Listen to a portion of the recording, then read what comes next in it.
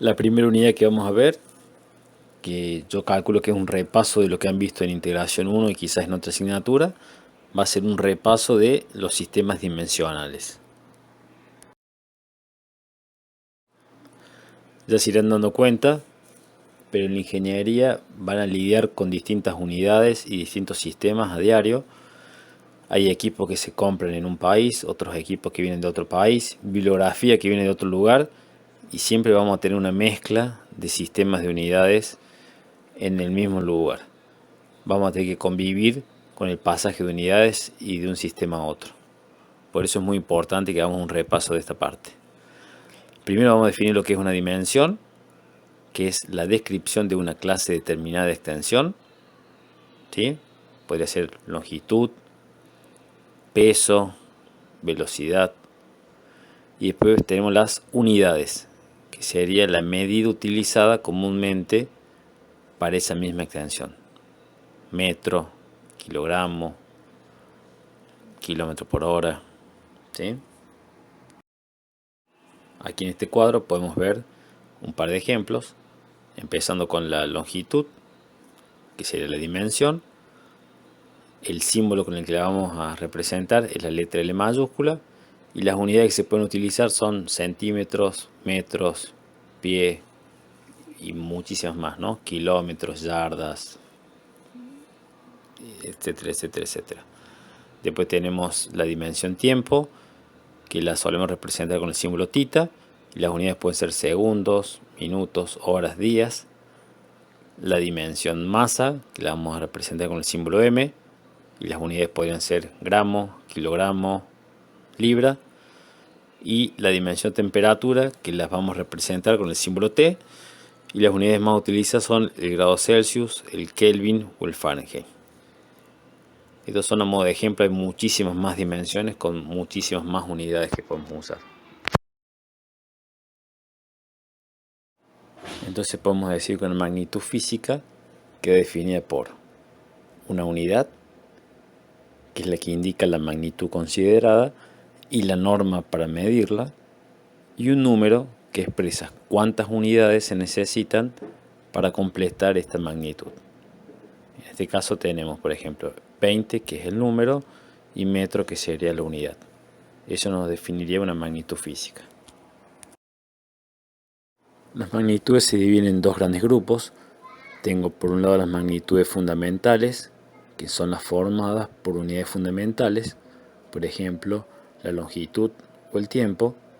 Y después tengo las magnitudes derivadas, que son las que están formadas por unidades derivadas. Es decir, que están expresadas en función de las unidades fundamentales. Por ejemplo, la velocidad, que está expresada como la longitud sobre el tiempo. O sea, la velocidad sería la derivada y está en función de longitud y tiempo, que son dos fundamentales. Acá tenemos un cuadrito con los sistemas de unidades. A la izquierda tenemos las distintas magnitudes, al menos las más utilizadas, las más comunes. Y después tenemos dos grandes grupos de sistemas de unidades, que tenemos por un lado los sistemas absolutos, que son los que cuentan con el menor número de unidades fundamentales, y después los sistemas mixtos, que cuentan con más de un mínimo de las unidades fundamentales. En el CGS, en el MKS y en el sistema internacional, las unidades fundamentales que se toman son la longitud, el tiempo y la masa. En el CGS sería el centímetro, el segundo y el gramo. En el MKS sería el metro, el segundo y el kilogramo. Y en el sistema internacional sería el metro, el segundo y el kilogramo. El resto de las magnitudes y unidades se van a definir como una combinación de estas tres. En el técnico se toman como fundamentales el metro, el segundo y el kilogramo fuerza. Y en este caso la masa y el resto de las unidades también se definen como una combinación de estas tres últimas. Por último, en la columna de la derecha tenemos el sistema ingenieril, que es un tipo de sistema mixto, en el cual no son tres, sino que son cuatro las unidades fundamentales. En este caso es el metro, el segundo, el kilogramo y el kilogramo fuerza. Y a partir de estas 4 unidades fundamentales se definen el resto de las unidades. Vamos a hablar un poquito ahora del factor gravitacional, que lo vamos a definir como G sub C. Vamos a ver, según la segunda ley de Newton, para un sistema absoluto siempre se define que la fuerza es igual a la masa por la aceleración. En este caso, la fuerza la podemos medir en Newton, a la masa en kilogramos y a la aceleración en metros sobre segundos cuadrados. En cambio, para un sistema mixto, si yo defino fuerza igual a masa por la aceleración, me va a quedar la fuerza, la medimos en kilogramos fuerza, la masa en kilogramos y la aceleración en metros sobre segundo cuadrado. Con lo cual va a haber una inconsistencia en la ecuación. Lo que está del lado izquierdo del signo igual no es lo mismo que lo que está del lado derecho. Para lograr que esta ecuación sea del tipo correcta, voy a necesitar introducir el factor Gc, multiplicando la fuerza. Entonces me quedaría fuerza por Gc sería igual a masa por aceleración.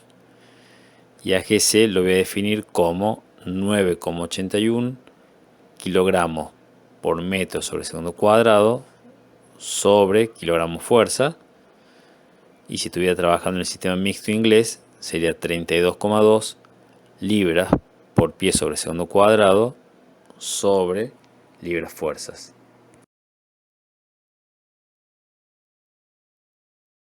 Y en cuanto a la conversión de unidades, ya lo habrán visto también en integración 1, que siempre conviene definir un factor de conversión, que es un cociente que establece la relación entre el valor de una unidad en un sistema y en otro sistema.